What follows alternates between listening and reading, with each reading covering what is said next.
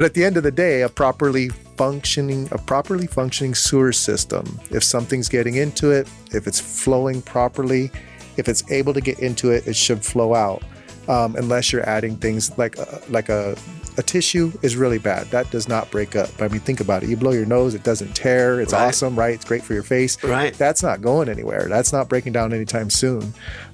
Things like in your kitchen. And all that needs to do is catch on one little piece of rust at the first elbow in the line. Yes. And then the moist towelette catches on that. And then the Q-tip. And then the Q-tip catches on that. It just builds up.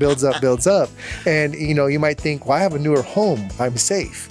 Well, when they're gluing those joints together, sometimes you get a little bit of a drip from the glue on the inside of that line that almost acts like a little hook that will also catch towelettes. Yeah, exactly. It'll build up the same thing. So, there are certain things that should not be in a sewer. Rosie on the house, every Arizona homeowner's best friend.